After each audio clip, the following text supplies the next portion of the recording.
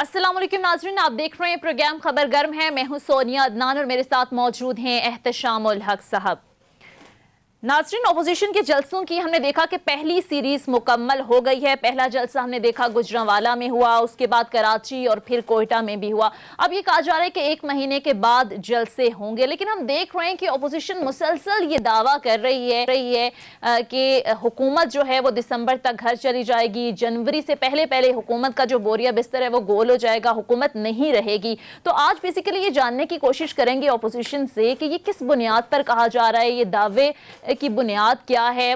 क्योंकि हमने देखा कि इमरान खान साहब ने भी 126 दिन का धरना दिया, क्या कुछ नहीं हुआ, जलसे जुलूस भी किए लेकिन हुकूमत गिरी नहीं। ये भी कहा जा रहा है कि जलसे जुलूसों से हुकूमतें गिरती नहीं हैं। तो फिर अपोजिशन क्यों इतनी कॉन्फिडेंट है, इस पर आज के प्रोग्राम में बात करेंगे नाज़रीन। इसके साथ साथ हमने देखा कि आज भी दोनों जानिब से जो बयानबाजी का सिलसिला रहा वो जारी रहा। आज मरियम औरंगजेब साहिबा ने एक बार फिर हुकूमत पर तनकीद की है। क्या कहा, पहले आपको सुनवाते हैं पर मजीद बात करते हैं। इसके साथ साथ नाजरीन, गुज़िश्ता रोज मकबूजा वादी पर भारत के नाजायज कब्जे को 73 साल मुकम्मल हो गए हैं। 27 अक्टूबर यकीनी तौर पर कश्मीर की तारीख का एक अलमनाक और स्याह दिन है।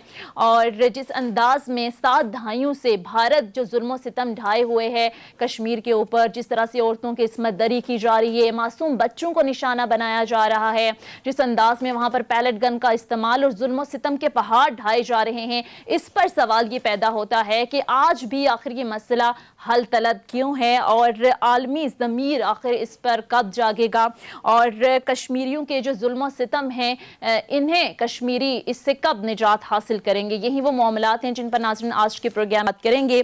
इसी सब पर बात करने के लिए हमें ज्वाइन किया है रहनुमा पीपल्स पार्टी शहला रज़ा साहिबा ने। अस्सलाम वालेकुम शहला रज़ा साहिबा, सबसे पहले तो बहुत शुक्रिया आपके वक्त का। शहला रज़ा साहिबा, अपोजिशन हम देख रहे हैं कि बड़ी कॉन्फिडेंट नजर आ रही है और बार बार ये दावा किया जा रहा है कि दिसंबर तक हुकूमत घर चली जाएगी, जनवरी से पहले पहले हुकूमत को घर भेजा जाएगा। सबसे पहले तो आपसे ये सवाल है कि क्यों इतनी कॉन्फिडेंट नजर आ रही है अपोजिशन। हमने देखा कि पीटीआई ने भी 126 दिन का धरना दिया, क्या कुछ वहां नहीं हुआ, जलसे जुलूस हुए, लेकिन हुकूमतें गिरा नहीं करती जलसे जुलूसों से। तो फिर आपकी कॉन्फिडेंट की क्या वजह है? वालेकुम अस्सलाम। सबसे पहले तो और जो आपके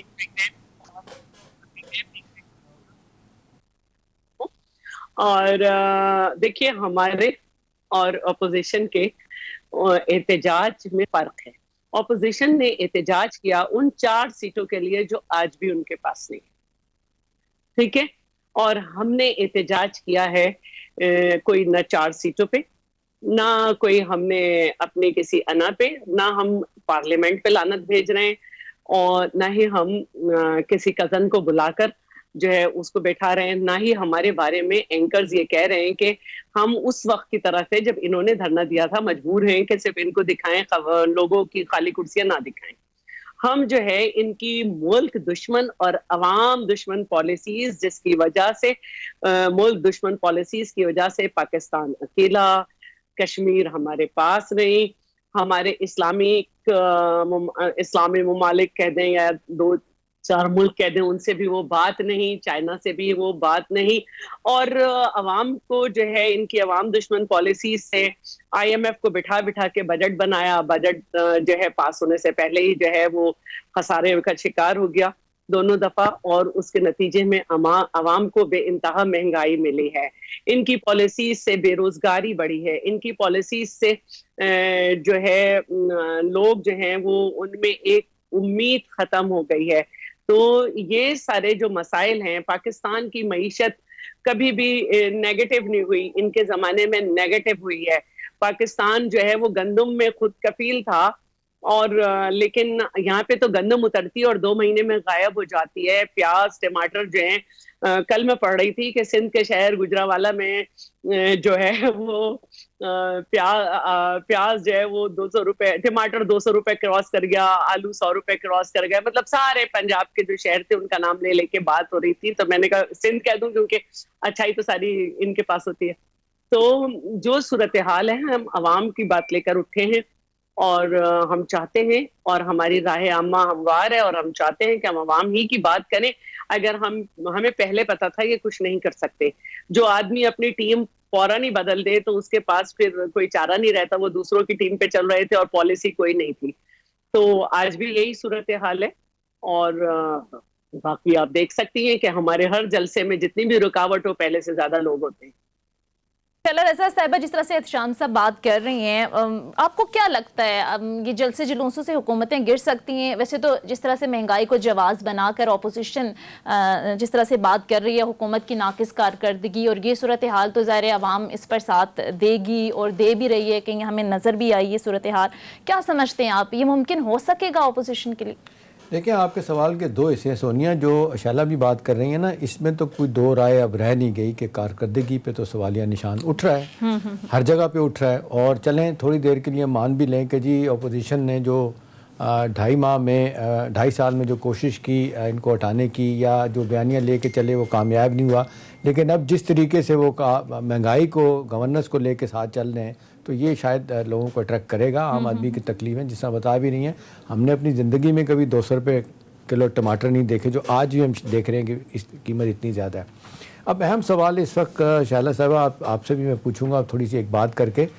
عام طور پہ لوگ کہہ رہے ہیں کہ جی یہ جو ماجرائی اتنی تیزی سے آگے جا رہی ہے، غیر یقینی کی صورتحال خدا نہ خواستہ ریاست ملک کے لیے نقصان دہ نہیں ہے.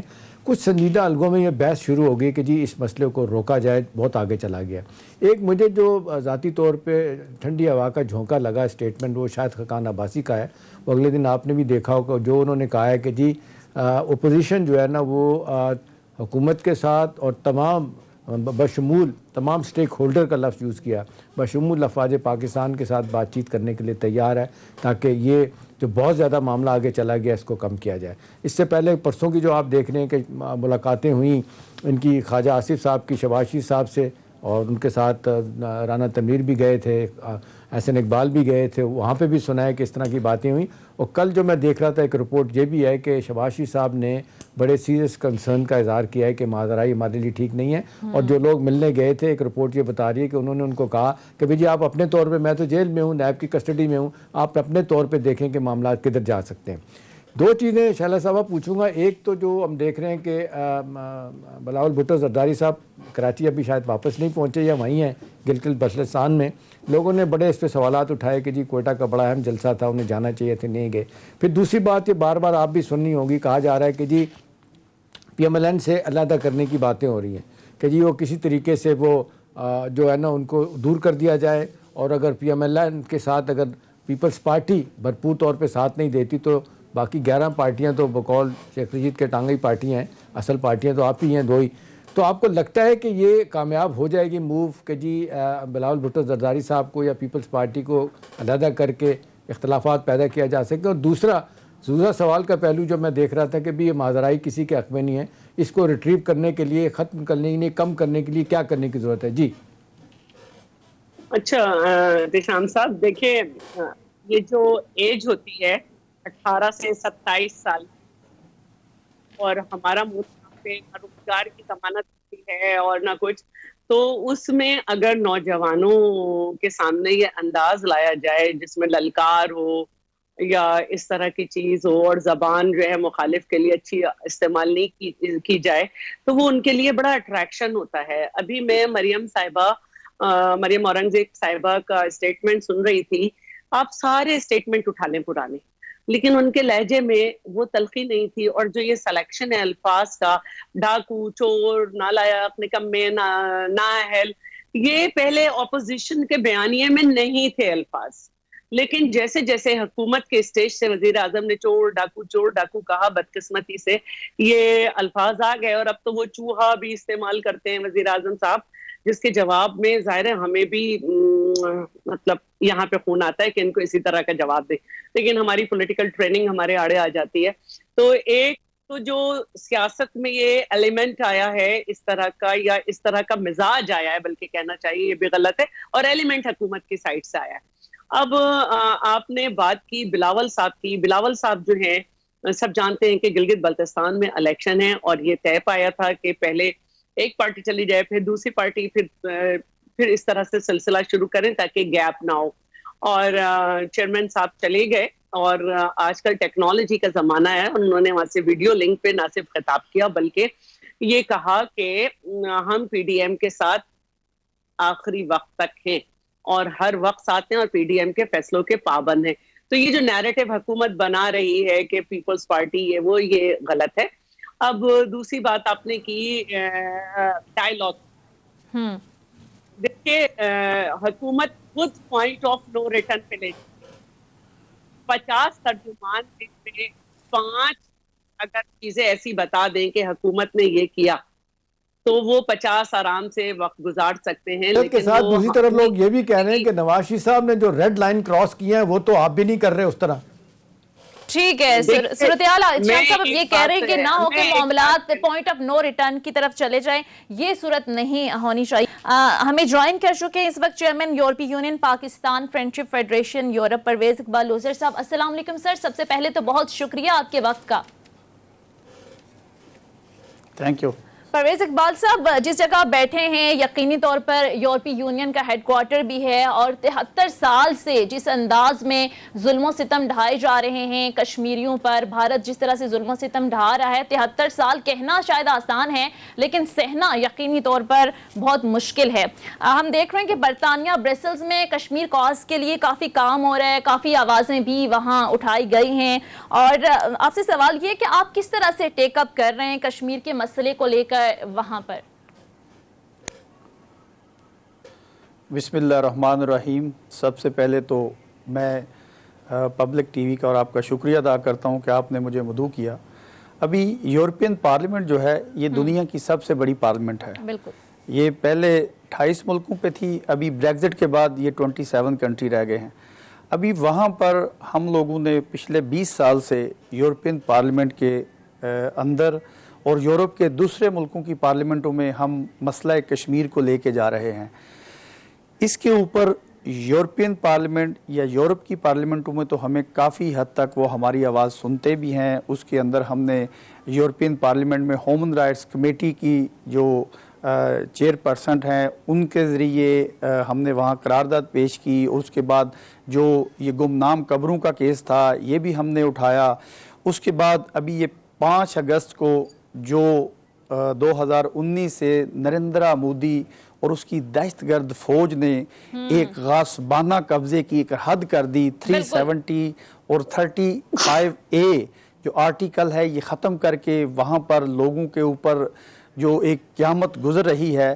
بلکہ ابھی یورپین معاشرے میں یہ جو کووڈ-19 کا لاک ڈاؤن تھا اس کے بعد ان لوگوں کو یہ سمجھ آ گئی کہ جو آکوپائڈ کشمیر میں لوگ بس رہے ہیں, اور یہ میں آپ کو کہوں کہ یہ جو اصل کئی بار انٹرنیشنلی اس کو 2 ملکوں کا جھگڑا کہا جاتا ہے یا انڈیا اس کے اوپر پراپوگنڈا کرتا ہے, یہ انسان 1 کروڑ 35 لاکھ انسانوں کا مسئلہ ہے, یہ کوئی زمین کا مسئلہ نہیں ہے.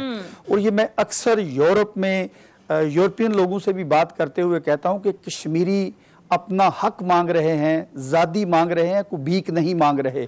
اور جو کشمیریوں کا خون ہے یہ امریکن, یورپین یا دنیا کے کسی انسان سے سستا اور کم نہیں. ٹھیک ہے پرویز اقبال صاحب, ہم نے دیکھا کہ وزیر اعظم عمران خان کی جانب سے بڑے واضح انداز میں جب انہیں یونائٹڈ نیشن میں خطاب کیا تو کشمیر کے مسئلے کو دنیا کے سامنے رکھا, بھارتی جو بربریت ہے اسے دنیا کے سامنے واضح کیا گیا. لیکن کیا وجہ ہے کہ دنیا اس پر خاموش تماشائی کا کردار ادا کر رہی ہے؟ ہم OIC کا کردار دیکھیں, یونائٹڈ نیشن کا کردار دیکھیں, اس پہ صرف خاموش تماشائی کا کردار ادا کیا جا رہا ہے. اس پر کیا کہیں گے آپ؟ عالمی برادری کا ضمیر کب جاگے گا؟ دیکھیں ایک بات تو میں آپ کو بتاؤں کہ میں اکثر یہ میں پرائم منسٹر پاکستان کو ابھی بھی ملا, میں یہ کہتا ہوں کہ سال میں ایک تقریر کرنے سے یا 27 اکتوبر کو 15 اگست کو یہ چیزیں ایک دن والے نہیں ہیں, بلکہ ہمیں اور ہمارے فارن آفس کو ہماری جہاں پر امبیسی ہے, کونسلیٹ ہے, اس کے اندر ایک کشمیر ڈیسک ہونا چاہیے تاکہ ہم انٹرنیشنل کمیونٹی کو اصل جو उस पार ऑक्युपाइड कश्मीर में इंडिया जुल्म कर रहा है, अगर एक साल में हम तकरीर करके यूनाइटेड नेशन में या 2-4 साल में प्रोग्राम करके हम ये कहें कि हम कश्मीर के केस को बड़ी दीदा दलेरी या बहादुरी से इंटरनेशनल प्लेटफॉर्म पे लड़ रहे हैं, नहीं। अभी मैं आपको इसकी मिसाल देता हूँ। अभी ये 22 अक्टूबर को नरेंद्र मोदी और उसकी गवर्नमेंट या उसकी दहशतगर्द फौज ने एक नया नैरेटिव दिया है कि 22 अक्टूबर 1947 को उन्होंने एक वो डॉक्यूमेंट्री फिल्म निकाली जिसमें एक सरदार जी हैं और एक हिंदू फैमिली है। वो सरदार जी की उम्र उस वक्त 5 साल थी। वो जो किस्सा सुना रहे हैं, ये एक नैरेटिव जो है, इसका मुकाबला हमें करना है।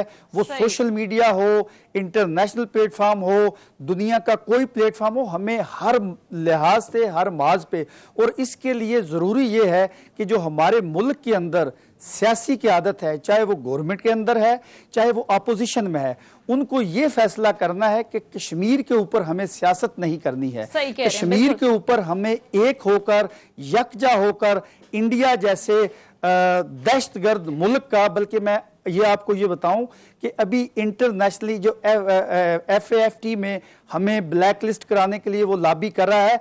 ब्लैक लिस्ट तो इंडिया को होना चाहिए, क्योंकि इंडिया के 44 बैंकों में आप ये कह रहे हैं कि इस मसले पर, ऐसे इश्यूज पर जो है वो मिलकर बैठने की जरूरत है, मुत्तहिद होने की जरूरत है। वैसे तो कश्मीर कॉज को लेकर हम देख रहे हैं कि हुकूमती मौक़िफ़ बड़ा वाज़ेह है, लेकिन जिस तरह से आप कह रहे हैं कि अभी बहुत कुछ करना बाकी है। शैला रज़ा साहिबा से इस पर कमेंट लूंगी, लेकिन एक ब्रेक के लिए कहा जा रहा है। नाज़रीन, ब्रेक लेते हैं। स्टे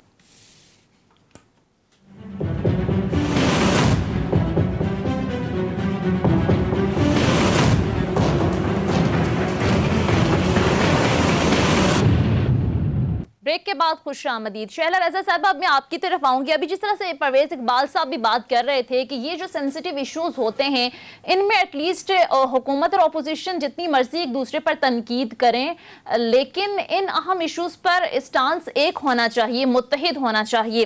हिंदुस्तान में भी हम देखते हैं कि कांग्रेस और BJP दो ज़ाहिर मुखालिफ पार्टियां हैं, लेकिन जब इस तरह का इशू आता है तो उनका मौक़िफ़ एक हो जाता है, मुत्तहिद हो जाती हैं। तो आप समझते हैं कि इन इश्यूज पर बयान बाजी से गुरेज करनी चाहिए और मुत्तहिद होना चाहिए, ताकि दुनिया को भी जो है वो एक अच्छा जेस्टर जाए। और दूसरा, ज़ाहिर पाकिस्तान का मौक़िफ़ कश्मीर को लेकर बड़े वाज़ेह रहा है। अब आप समझती हैं कि इस पर मजीद भी कुछ करने की जरूरत है, अभी बहुत कुछ होना बाकी है? जी बिल्कुल। पहले तो मैं आपकी पहली बात का जवाब दे दूं। पाकिस्तान में या किसी भी मुल्क में जब कोई इस तरह का मामला आता है तो लीडर ऑफ द हाउस जो है वो तमाम अपनी पार्टीज को एतमाद में लेते हैं और एक एतमाद की फिजा में बात करते हैं। जब ट्रंप ने ये कहा कि वो सालिसी का किरदार अदा कर सकते हैं कश्मीर के मसले पर, और इस पर नरेंद्र मोदी भी राजी है, तो भारत में बहुत जबरदस्त रिएक्शन आया। और जब वहां पे ये आईनी हैसियत को जो है वो खत्म किया गया तो उनकी अपोजिशन ने इस पे तनकीद की। और जब वहां पे जो है वहां पे लॉकडाउन एक तरीके से किया गया तो वहां की ऑपोजिशन वहां पे जाने की भी कोशिश करती रही और वहां पे बात करती रही। तो ऐसा नहीं है, वहां पे हमसे ज्यादा जमहूरियत है, वो हमसे ज्यादा तनकीद करते हैं और हमसे ज्यादा बात करते हैं। हमारे साथ तो मसला ये है कि हम हमेशा से उस जगह पे थे कि हमारे जो मकबूजा कश्मीर के बहन भाई हैं वो मजलूम हैं, और हमारे यहाँ लीडर्स हमेशा ये किया करते थे कि एक लाए अमल तैयार किया करते थे। भुट्टो साहब का अंदाज देखें, बीबी साहिबा का अंदाज देखें पूरे उसमें, जरदारी साहब को देखें कि अपना लास्ट डे कश्मीरी हुर्रियत पसंद के साथ गुजारा। लेकिन कुछ अरसे से हमारे यहाँ हमने ये देखा कि जो हमारी खारजा पॉलिसी है उसको जो है एक अच्छी तरीके से लेके नहीं चला जा रहा। अब अगर आप 5 मिनट के लिए लाइट ऑफ करने के लिए खड़े हो जाए, 1 मिनट की खामोशी इख्तियार करें, तो ये तो कश्मीर नहीं होगा। अब हम आज भी ये बात करते हैं कि बहुत सारे जैसे बरतानिया में हमारे डेलीगेशन आते तो हम एक नया रुख कर सकते थे। हम तनकीद भी अगर करते हैं तो वो तामीरी करते हैं कि वज़ीर आज़म साहब आपको किस तरह चलना चाहिए। ये क्या कि आप बच्चों वाली हरकतें करें और फजूल सी एक पेशरफ्त करें, उसके बाद चाहें कि आपकी तारीफ हो, तो हम तो नहीं कर सकते। हमें भी साहबा कह रही है कि कश्मीरियों अभी से बहुत कुछ करने की जरूरत है इस मसले को लेकर। परवेज इकबाल साहब, मैं आपकी तरफ आऊंगी। मकबूजा कश्मीर की जो सियासी क़यादत है बशमूल फारूक अब्दुल्ला, महबूबा मुफ्ती, जो एक ज़माने से हम देख रहे हैं कि भारत के गुण गाते आ रहे हैं, अब हम देख रहे हैं कि वो भारत से नफरत का इजहार कर रहे हैं, तो आप समझते हैं कि क्या इनका कश्मीरियों के जबर के सामने खड़ा होने से कश्मीरियों का केस मजबूत होगा? मैं आपको बताऊं जी कि ये जो फारूक अब्दुल्ला या महबूबा मुफ्ती हैं, मैं तो ये कहता हूं कि इन लोगों का अभी अगर ये इंडिया के ख़िलाफ़ कोई बयान देते हैं, मैं तो उसको अहमियत इसलिए नहीं देता हूं कि जब इनसे वो जो इनको फैसिलिटेट किया गया था, ये हुकूमत में थे, जब ये जुल्म कर रहे थे, जब इनसे इनकी प्रोटोकॉल वापस लेगी, तो अभी इनको पता चला कि ये कश्मीर केस में कुछ इंडिया ज्यादती कर रहा है। हमें जो हुर्रियत लीडर हैं, हमें उनको मौक़िफ़ को लेके आगे चलना है। हमें उन माओं को सलूट पेश करना है जिन्होंने अपने बच्चों का जो जस्से हाकी है, उनकी मैयतें जो हैं सब्ज़ हलाली परचम में वो दफना रहे हैं। हमें उनका साथ देना है, उनका मौक़िफ़ सुनना है, ना कि फारूक अब्दुल्ला का और मखदूमा वो जो महबूबा मुफ्ती है उनका नहीं, बल्कि उनका तो जो अभी कभी ये भी बहुत बड़ी कामयाबी आप देख लें। फारूक अब्दुल्ला जिस तरीके से कांग्रेस में रहते हुए आज वो जिस तरीके से अपने आप को अलहदा कर रहे हैं, और इसी तरह से उनके साहबजादे उमर अब्दुल्ला और महबूबा मुफ्ती, ये भी बहुत बड़ी कामयाबी है कि एक तरफ आप देख लें हुर्रियत के लोग हैं और दूसरी तरफ वो जो कांग्रेस के लोग हैं वो भी कहते हैं अब फारूक अब्दुल्ला जैसे। ये तो हमारे और आपके मौक़िफ़ की तायद है कि भाई जो उनके साथ थे वो भी पीछे हट रहे हैं। मेरा नहीं ख्याल कि आप इनको अगर हम इनकी आवाज़ों में आवाज़ें मिलाई जाए तो कश्मीर की आज़ादी के लिए बहुत कुछ हो सकता है। जी हाँ, नहीं शाम साहब, मैं आपको ये बात बताऊं कि जब ये 370 और 35A जब ये उन्होंने यूनियन में कर दिया तो इनको याद आया जुल्म तो इससे पहले भी वही हो रहा था जो अभी हो रहा है। 5 अगस्त से तो इन्होंने एक दोबारा जो है क्या कहते हैं गासबाना दोबारा कब्जा किया। लेकिन मेरा जो as a being a Pakistani एक मेरा जो अपना मौक़िफ़ या चीज़ें जो मैं देख रहा हूँ, हमें जो हुर्रियत लीडर जैसे गिलानी साहब हैं, यासीन मलिक साहब हैं, शबीर शाह साहब हैं, हमारा मौक़िफ़ बड़ा क्लियर होना चाहिए। हमें ऐसे लोगों को सपोर्ट करना है। जैसे अभी मैडम ने कहा कि जुल्फ़कार अली भट्टो साहब ने या मोहतरमा बेनज़ीर भट्टो में ये जो 5 योम यकजहती कश्मीर हम मनाते हैं, ये मोहतरमा बेनज़ीर भट्टो साहिबा का और काजी सैन अहमद ने ये इक़दाम शुरू किया था। अभी हमें ऐसे इक़दाम की तरफ आगे जाना है।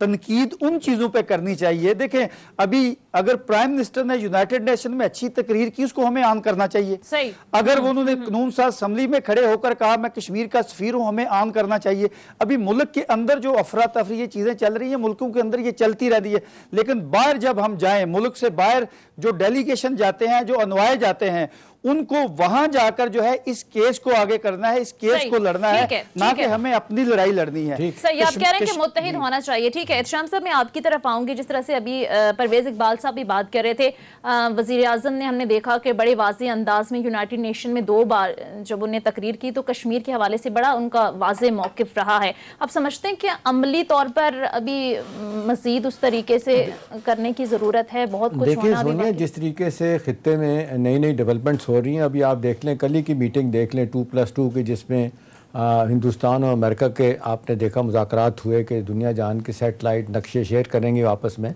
उधर से अमेरिका के वज़ीर ख़ारजा और वज़ीर दिफ़ा थे, हिंदुस्तान के वज़ीर ख़ारजा वज़ीर दिफ़ा ने मीटिंग अटेंड की और उसके बाद उन्होंने कहा कि जी यहाँ तक बीजेपी के लीडरों का कहना है कि जी अमेरिका को चाहिए कि चाइना पे हमला करे और पाकिस्तान को हम निपट लेंगे।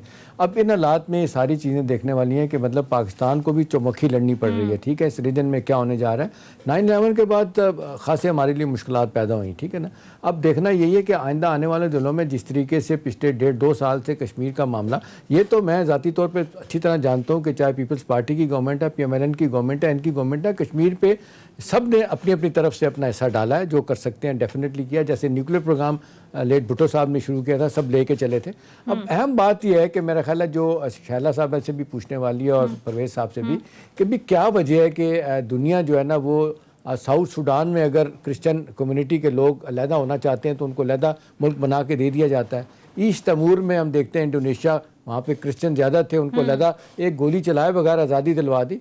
हमारे तो आप देख लें जितने 1 लाख से ज़्यादा लोग पिछले 5-7 साल में शहीद हो चुके हैं वहाँ पे। आपने शुरू में बताया औरतों की इज्जतें, बच्चे पैलेट गन अंधे किए जा रहे हैं। तो क्या वजह है कि परवेज़ साहब इस हवाले से माज़रत के साथ कहते हैं कि जी जो एक माज़रत खान लहजा अभी भी हम यूरोपियन यूनियन के पार्ट पे देखते हैं वो अपनी जगह है। अब ये फ्रांस के आप देख लें खाकों के हवाले से भी उनको बड़ी तकलीफ है। मैक्रोन साहब कह रहे हैं जी पाकिस्तान और टर्की जो है ना वो हमारे मामलात में मुदाखलत कर रहे हैं। तो इन हालात में आप देख लें फ्रांस एक बड़ा इंपॉर्टेंट मुल्क है यूरोपियन यूनियन का जर्मनी के बाद। अगर आप समझते हैं कि वो इसी तरीके से रवैया होगा तो हमारे साथ खड़े होंगे, क्या कहेंगे? देखिए श्याम साहब, एक चीज़ तो ये फ्रांस के जो प्रेसिडेंट ने एक इस्लामिक फोबिया के ख़िलाफ़ एक बयान दिया है। अभी अगर आप देखें तो फ्रांस जो मुल्क है ये यूरोपियन यूनियन का एक बड़ा इंपॉर्टेंट मुल्क है, और हमें ये भी नहीं भूलना चाहिए कि फ्रांस का हमारे हमसाये के साथ, हमारे दुश्मन के साथ बहुत करीबी तल्लुक़ है। यानी कि रफ़ाइल तैयारों से लेकर हर चीज़ पर हमें उसको इस तरफ देखना चाहिए कि अभी दुनिया में 1.25 अरब आबादी मुसलमानों की है, तो मुसलमानों को एक जा तो होना चाहिए। अभी हम बात कर रहे थे कि ये कश्मीर का मौक़िफ़ OIC में जब हम कभी भी कश्मीर का मसला लेकर गए हैं, और ये वही OIC है जिसने इंडिया की वज़ीर ख़ारजा को अपना चीफ गेस्ट रखा था। अभी इस OIC से हम कोई अगर रखें कि ये हमारे साथ चलेंगे, अभी दरमियान में ये बात भी आई कि अमेरिका के वज़ीर ख़ारजा ने या इंडिया के सिक्योरिटी एडवाइज़र अजीत डोवल ने ये कहा कि हम पाकिस्तान या चाइना पे ये गिदड़ भौंकियाँ हैं वो लगाते रहते हैं, हमें अपनी डायरेक्शन इस तरफ ले जानी चाहिए, लॉबी बढ़ानी चाहिए। अभी जैसे आपने इस तमूर की बात की कि वहाँ क्रिश्चियन कम्युनिटी ज़्यादा थी, उनकी मेजॉरिटी थी। अभी हमें ये देखना है कि OIC कम से कम अगर मसला कश्मीर पर OIC के जो 51-2-3 कंट्री हैं ये यक ज़ुबान हो जाए, तो मैं आपको बताता हूं कि इसका एक्शन और रिएक्शन क्या होता है। और इसी तरह अगर फ्रांस के सदर ने ये मुसलमानों के खिलाफ या हाकुम वाला जो मसला वहां हुआ है, हम जितनी मजम्मत करें उतनी कम है, लेकिन अगर हम एक साथ होकर यक जुबान होकर 53 कंट्री मुसलमानों के एक जुबान होकर बोले तो शाम तक इसका रिजल्ट ले लेंगे हम लोग, इसका रिजल्ट मिल जाएगा। अभी हमारा ये है कि हम अभी ठीक है। शैला रज़ा साहिबा, इसी बात को मैं आपकी तरफ लेकर जाऊंगी। हमने देखा कि 2018 में यूरोपीय यूनियन की अदालत ने ये जजमेंट दी थी कि गुस्ताखाना खाके आज़ादी इज़हार राय नहीं है, लेकिन अब फ्रांस में जो ये जो मामला हुआ और जिस तरीके से हुकूमती सरपरस्ती इस मामले को हासिल हुई, इस पर कमेंट कीजिएगा। और OIC का किरदार, जिस तरह से परवेज साहब ने भी बात की कि सिर्फ बयानात तक ही महदूद है, तो अब करना क्या चाहिए? तमाम इस्लामी ममालिक का किरदार आप क्या समझते हैं, क्या होना चाहिए? पाकिस्तान ने भी भरपूर अंदाज में मजम्मत भी की, इमरान खान साहब की जानिब से खत भी लिखा गया, मजीद इस पर क्या होना चाहिए कि ये मामला रुक जाए? अच्छा, जहाँ तक परवेज साहब की बात है, इससे तो कोई दो राय नहीं हो सकती, और हमें OIC का किरदार नजर आ रहा है। और फ्रांस ने जिस तरह से हरकत की है उस फैसले के बावजूद, उसमें भी हमने देखा कि ऐसा लगा कि सिर्फ टर्की को और पाकिस्तान ही को तकलीफ हुई है और बाकी किसी को नहीं हुई, या दूसरों ने ये समझ लिया कि भाई इनको नहीं रोका जा सकता। तो वाकई with in the Muslim countries जो है कोई इत्तेहाद नहीं है, और सारा मसला अपनी मईशत को बेहतर करने का है, और सब जो है अपनी मईशत के जरिए ताकतवर होना चाहते हैं। और उसमें हम जिनको इस्लाम का किबला और किला समझते थे वो भी किरदार अपना अदा नहीं कर पा रहे हैं। चाहे फलस्तीन का मामला हो कि इसराइल ने वहाँ पे क्या किया और क्या हुआ, हम वो चीज नहीं देख सके।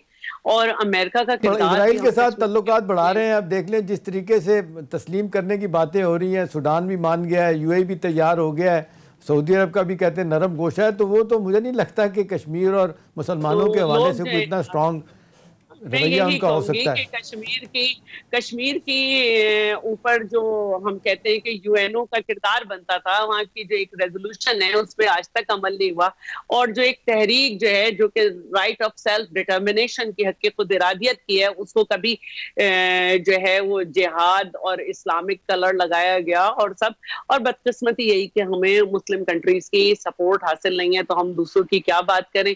और वक्त के साथ साथ पाकिस्तान में जो मुख्तलिफ हुकूमत रही, उनका स्टांस जो है वो तकरीर और छोटी छोटी एक्टिविटीज तक ही रह गया, اور مجھے یاد ہے اچھی طرح کہ جب محترمہ کی حکومت آئی تو 5 فروری ضیاء الحق ختم کر چکا تھا، اس کو چھٹی نہیں ہوتی تھی، اور میں اسٹوڈنٹ لیڈر سے نئی پریکٹیکل پالیٹکس میں آئی تھی۔ آپ یہ کہہ رہی ہیں کہ کردار جو ہے صرف بیانات تک ہی محدود رہا ہے، لیکن ناظرین یہ مسئلہ کسی ایک ملک کا مسئلہ نہیں ہے بلکہ پوری امت مسلمہ کا مسئلہ ہے جس پر یکجا ہو کر آواز اٹھانی ہوگی۔ ناظرین ایک بریک، ٹھیک ہے صاحبہ دوبارہ آپ کی طرف آؤں گی، ایک بریک کے لیے ناظرین کہا جا رہا ہے، یہاں پر ایک مختصر بریک لیتے ہیں، اسٹے ود اس۔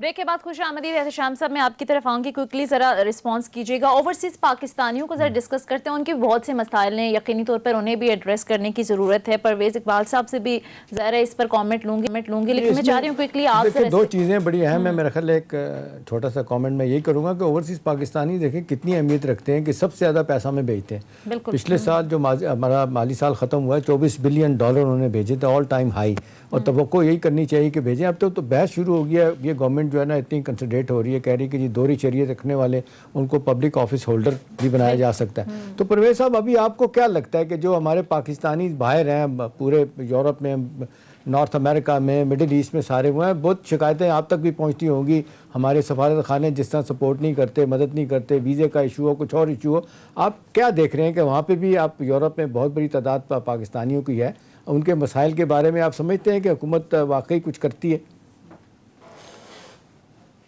دیکھیں میں آپ کو ایک بات بتاؤں، ابھی ہر بار جو بھی گورنمنٹ ہوتی ہے ان کا یہ نعرہ ہے کہ ہم اوورسیز پاکستانیوں کے لیے یہ کر رہے ہیں، وہ کر رہے ہیں۔ ابھی جیسے موجودہ پاکستان کے پرائم منسٹر ہیں عمران خان صاحب، انہوں نے 22 سال جو ہے نعرہ ہی اوورسیز پاکستانیوں کا لگایا ہے کہ اوورسیز پاکستانی جو ہیں ان کے بیک پہ کھڑے ہیں، ان کے ساتھ ہیں۔ لیکن انفارچونیٹ میں آپ کو بتاؤں، جب پیسے کا معاملہ آتا ہے تو ان کو ہماری دوہری شریعت یاد نہیں آتی ہے، جب فلڈ آتا ہے تو ان کو ہماری دوہری شریعت یاد نہیں آتی ہے، جب پاکستان کے اندر کوئی بھی انٹرنیشنلی ڈیزاسٹر ہوتا ہے، زلزلہ آتا ہے، سیلاب آتا ہے، اس وقت ہماری ان کو ڈبل نیشنلٹی یاد نہیں آتی ہے۔ ڈیم کا مسئلہ ہوتا ہے، ہماری ڈبل نیشنلٹی یاد نہیں آتی ہے۔ لیکن جب کوئی اوورسیز پاکستانی یہاں آ کے سرو کرنا چاہتا ہے، الیکشن لڑنا چاہتا ہے، یا یہاں اپنا کوئی حصہ ڈالنا چاہتا ہے، تو اس وقت ہمیں یہ پاکستانی ماننے سے انکار کر دیتے ہیں، انفارچونیٹ۔ اور دوسرا، اوورسیز پاکستانیوں کے جو مسائل ہیں، جتنی گورنمنٹ ابھی تک، میں پچھلے 20 سال سے تو یہ چیزیں دیکھ رہا ہوں، ابھی تک وہ ایک مثال ہم کہتے ہیں کہ انہوں نے ہمیں ٹرک کی بتی کے پیچھے لگایا ہوا ہے۔ ابھی کبھی کمیشن بنا دیتے ہیں، ابھی جتنی پچھلی یہ 12-13 سال سے، چلو پہلے تو یہ نعرہ تھا کہ یہاں ڈکٹیٹر ہیں، ابھی یہ 13 سال سے شہلا بی بی سے بھی پہلی سے دوسری کامنٹ لے لیتے ہیں۔ شہلا بی بی، آپ اوورسیز پاکستانی کے مسائل کے بارے میں کیا کہیں گی؟ جی، میں مختلف جگہ گئی تو مجھے واقعی بڑے مسائل نظر آئے، اور جو چھوٹے کنٹریز ہیں ادھر مجھے اور مسئلہ لگا۔ لیکن جو بات آپ نے کہی ابھی، جو رائٹ آف ووٹ تھا، جاتے جاتے زرداری صاحب نے اس کو سائن بھی کیا تھا، اور ہمارے زمانے میں حوالہ ہنڈی ختم ہوئی تھی اور ریمیٹنس آنا شروع ہوا تھا۔ تو میں سمجھتی ہوں کہ ہمیں ان کے تکالیف کو دیکھنا چاہیے، اور واقعی میں یہ مانتی ہوں کہ اس طرح سے کام نہیں ہوا۔ چلے وزیر اعظم اگر یہ والا یو ٹرن لے رہے ہیں کہ پبلک آفس ہولڈر بھی بنا دیا جائے دوہری شریعت والوں کو، تو اچھی بات ہے، ورنہ ان کا تو بڑا مسئلہ تھا کہ ایک آدمی کیسے سنسیئر یہاں پہ ہو سکتا ہے جس کے بچے باہر، سب چیزیں باہر۔ لیکن اب اگر وہ اس یو ٹرن پہ آ رہے ہیں تو ٹھیک ہے، اچھی بات ہے، شاید پارٹی فنڈنگ کے اس کو ایک بہتری مل جائے۔ لیکن اس سے انکار نہیں ہے کہ ہمارے اوورسیز پاکستانی ہمارے سفیر ہیں، اور ان کی مسائل کو بالکل ایڈریس کرنا چاہیے۔ ایک میں نے تو سنا تھا اس دفعہ کہ بہت اچھے اوورسیز کے سارے مسئلے، کبھی زلفی بخاری کا نام آیا، کبھی کسی کا، تو لیکن اگر پھر بھی اتنی شکایات ابھی تک وہیں کی وہیں ہیں تو ایک افسوس کی بات ہے۔ پاکستانیوں کے مسائل کو بھی ایڈریس کرنے اصل کی میں ضرورت ہے, ان اس کے پہ بھی مسائل کمنٹ کر دوں. جو ہے نے چاہیے, لیکن ہم نے دیکھا کہ ہر گورنمنٹ میں اوورسیز پاکستانیوں کے شامسا مسائل وہیں کے وہیں رہے ہیں. بہرحال بہت بہت شکریہ. رہنما پیپلز پارٹی شہلا رضا صاحبہ ہمارے ساتھ موجود تھی, پرویز اقبال لوثر صاحب بھی ہمارے ساتھ موجود تھے. آپ دونوں مہمانوں کا بہت بہت شکریہ. ناظرین, یہ تھا ہمارا آج کا پروگرام کے حوالے سے فیڈ بیک ضرور دیجیے گا. اگلے پروگرام تک کے لیے اجازت دیجیے. خدا حافظ.